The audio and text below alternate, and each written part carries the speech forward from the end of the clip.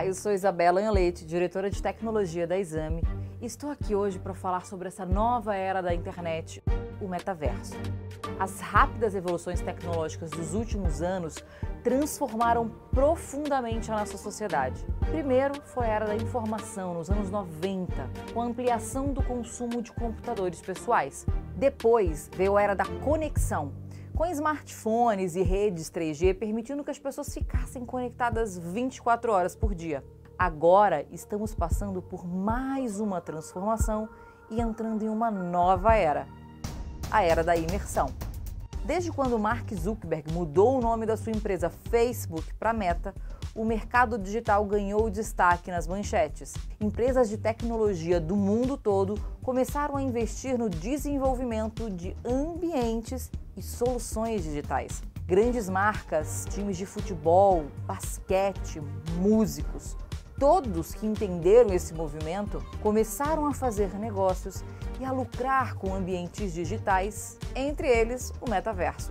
Em 2021, esse mercado movimentou cerca de 13 bilhões de dólares. Já em 2022, esse ano, os investimentos passam cerca de centenas de bilhões. E a tendência é que nos próximos anos esse mercado cresça substancialmente, alcançando a marca de trilhões. Empresas de todos os setores também estão trabalhando e lucrando com o metaverso, inclusive empresas brasileiras. Quer ver só? A MedRoom, uma startup brasileira especializada em desenvolver treinamentos na área da saúde, criou um laboratório virtual que permite que estudantes utilizem a realidade virtual para praticar sobre o corpo humano, como se estivessem trabalhando com um corpo real e vivo. Alguns outros exemplos são as marcas como Nike e Gucci, que possuem seus próprios metaversos dentro da plataforma Roblox, onde os jogadores podem adquirir itens em forma de NFTs. Para você ter uma ideia, só com NFT, a Nike já lucrou o equivalente a R$1 bilhão. Você tem noção do tamanho disso? Esse mercado digital já possui até uma economia própria, com muito dinheiro rodando nela, e isso mostra que ele veio para ficar. O que você precisa ter em mente é que nos próximos anos você vai acessar a internet de maneira bem mais imersiva, mais interativa. Hoje, com o seu smartphone, você carrega a internet no seu bolso e consegue resolver boa parte das suas tarefas diárias em uma tela na palma da sua mão, de qualquer lugar, não é? Na era da imersão, você vai acessar a internet por meio de dispositivos óticos. A internet saiu do monitor do celular e agora ela vai para cá, ó, diretamente para os seus olhos. Imagine as aplicações na medicina, na engenharia, na educação. Os alunos vão poder realizar experimentos laborais virtuais ou ter aulas imersivas sobre a Grécia Antiga, como se estivessem lá. Vão poder conhecer de perto as obras de arte de referência da época, nos próprios museus de diversas partes do mundo. Sério, gente, absolutamente todas as áreas de atuação humana serão transformadas. Se o mundo mais digital é a próxima revolução, é bem provável que todas essas pessoas que utilizam a internet, mais cedo ou mais tarde, vão também utilizar o metaverso. Todas as empresas que estão na internet vão precisar se adaptar para oferecer soluções e conteúdos mais digitais e vão precisar do profissional certo para fazer esse trabalho para elas. Blockchain, NFTs e Web 3.0 são as aplicações que permitem o funcionamento desse mundo digital. A economia própria desse mercado é descentralizada, com negociações sendo feitas sem a intermediação de bancos, governos ou grandes empresas. Tá vendo aí a oportunidade que vocês têm na mão, né? Eu desejo a todos vocês, participantes do Jump Start, uma boa sorte. Hi everyone, thank you very much for having me in the Jump Start, the SA Brazil Innovation Competition. First of all, I would like to introduce myself. My name is Yousof Alsatom. I am enthusiastic about emerging technologies, Web3, blockchain, metaverse, generative AI, and many others. At the moment, I'm working in Bosch in the area of technology and business consulting in Berlin, in Germany. Before that, I worked in different companies, Daimler, in the area of product, and the portfolio management in Berlin, in Germany, and as well in Trapeze, which was part of Siemens, in the area also of mobility and transportation.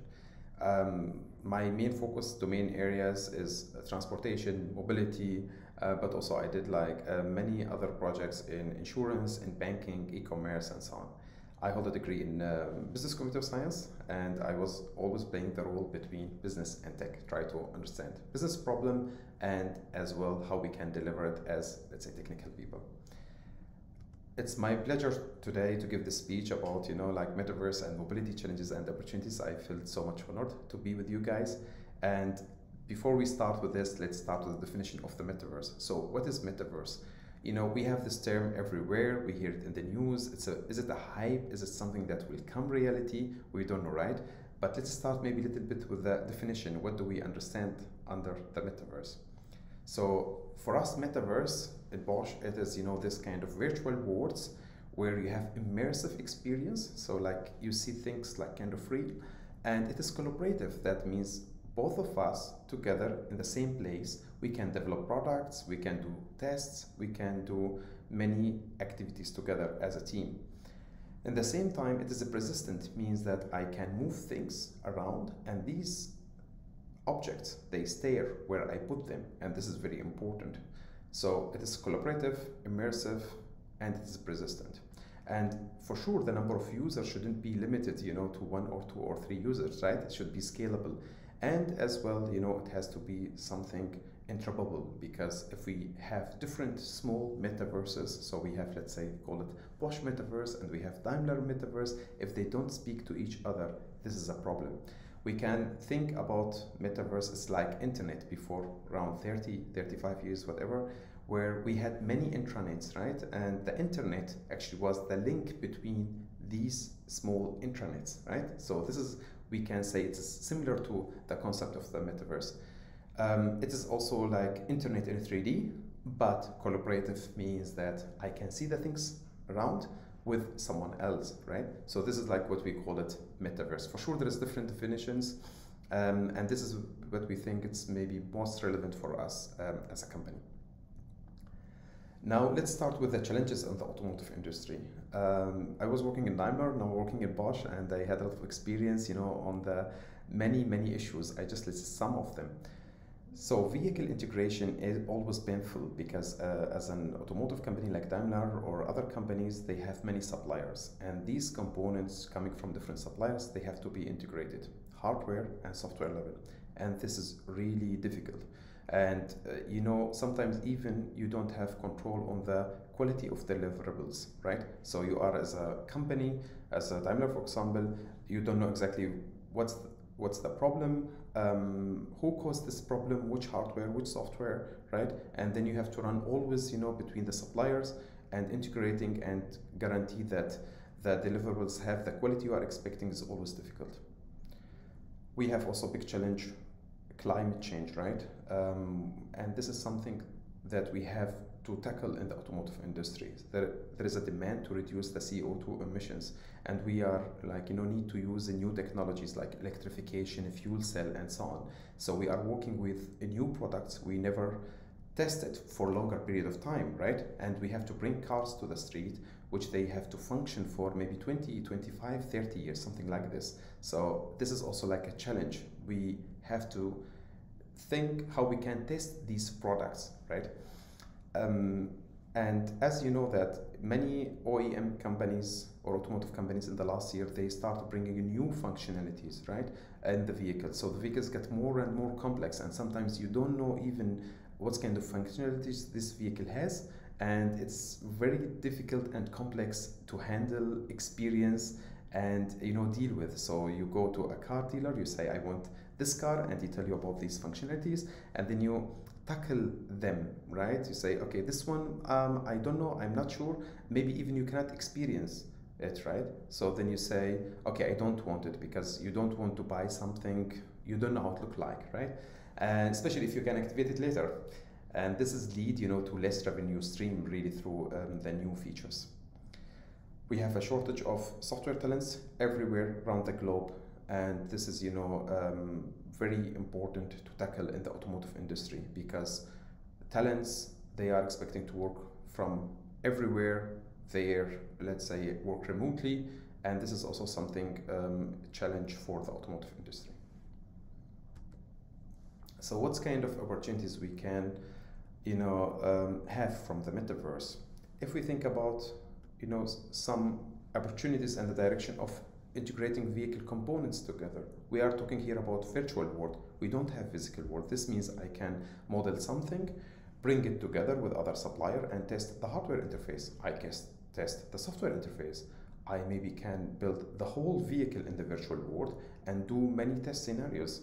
I maybe even can simulate, some haptics or, simulate some vibration and so on. Yeah, all of these things is, for example, possible. So we include virtual world with hardware, right?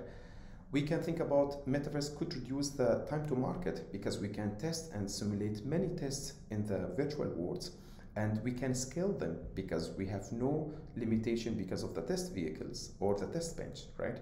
And this is lead also to the reducing the cost because we use a lot of simulation. And if we think about autonomous driving, if you want to train the machine algorithm, you don't have to drive millions or hundreds of thousands of kilometers to do that. You can build them, test them in the physical world, bring them to the virtual world, do further learning, and you can change weather, you can change environment conditions, you can simulate accidents, and then you train your machine learning algorithm in a better way, and then you can bring them to the physical vehicle and test them, right? And this is also can help us in the sustainability. So we can do many things in the virtual worlds, and we don't need always to use the resources which we have, right? We can save them.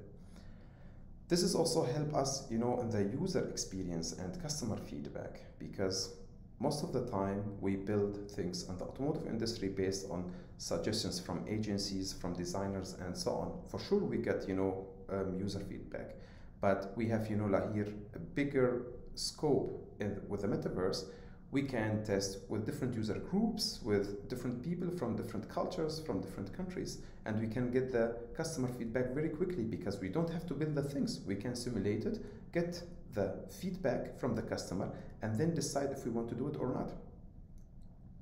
Metaverse help us also to have this virtual world where we can interact, and this help us in the talent acquisition and also working in a collaborative way. Doesn't matter where the talent's sitting, right? So this is values which the metaverse could bring to the automotive industry, and for sure there are many others. This is just part of them. Now, metaverse is just an emerging technology, or like the whole immersive experience. It's like emerging technologies move over time, right? And we still have some challenges. So there's the hardware and software maturity. This is something developed over time.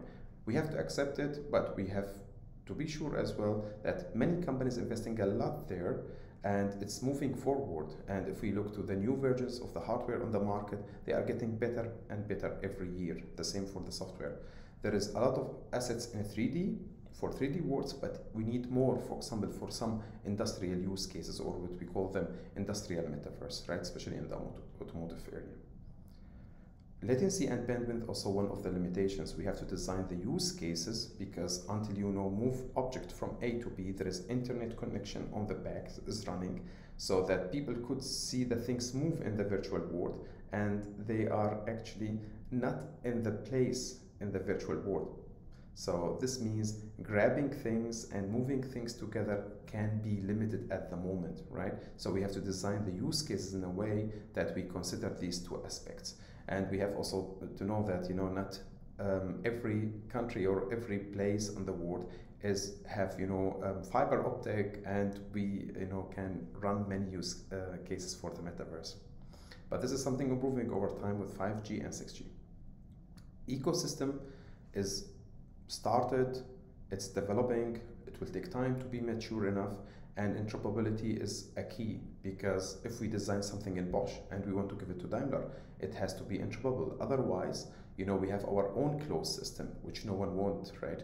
And there is an organization now called Metaverse Standard Forum. They are developing kind of standard, and to try to overcome this interoperability challenge between different companies. We need also a computational power for rendering, right? We are rendering virtual world, we are rendering in high resolution to get the real experience, and this is also need resources. And we have to take the balance, between that what we invest to save money and resources, and between, what also really save in the real world. We have also limitation in skills and experience. Many people, this is like a new topic for them, but people who's playing games, they are very familiar with the challenges, and they are well prepared, let's say, to try these technologies. I thank you very much for having me virtually here. I hope you enjoy the hackathon, and I hope next time I will be with you guys on site or in the metaverse. Thank you very much. I wish you success in the hackathon.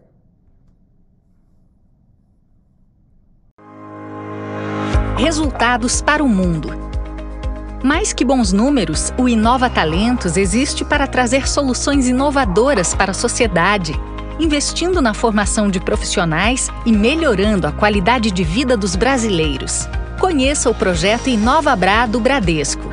O InovaBrá é um ecossistema criado pelo Bradesco para promover a inovação dentro e fora do banco, por meio de programas baseados no trabalho colaborativo entre ele, empresas, startups, investidores e mentores para solucionar desafios, atender às necessidades dos seus clientes e garantir a sustentabilidade dos negócios. Eu vi esse anúncio numa rede social, me chamou a atenção. Na sequência, dias depois eu recebi um e-mail dessa vaga de pesquisadora com foco em modelos de negócio. Me chamou também a atenção, entrei no site, observei quais seriam as atividades e fiz o processo seletivo. Hoje eu estou no InovaBrá, atuando junto com a equipe do projeto, realizando relatórios e estudos a respeito. Nosso papel é provocar o banco para que pense em inovação, né? Para que ele também tenha no seu dia a dia a inovação. Esse é o nosso papel. Acho que depois desse passo a gente vai para um passo seguinte, que é justamente você trazer essa informação, né, para fora, levar essa informação para fora, para outros canais, para o cliente principalmente. O setor de inovação é um setor de muitas tentativas e alguns acertos, né? Inovação é isso, você vai testar muito, você vai experimentar muito, para que no fim do dia você consiga, em alguns projetos, ter um direcionamento mais a longo prazo.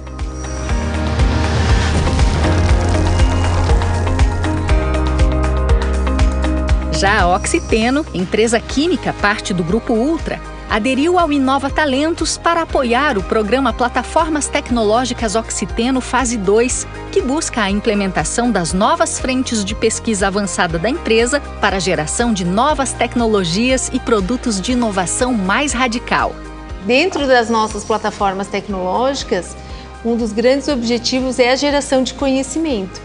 E esse conhecimento, ele é trazido por pessoas que não faziam parte do nosso time. Então, o bolsista, ele traz a inovação nesse sentido, ele trazer um conhecimento que não era nosso e conseguir implementar, né, esse conhecimento dentro da Oxiteno. Nesse mundo da biotecnologia, como são ciências muito amplas, a gente precisa de várias pessoas com conhecimentos diferentes.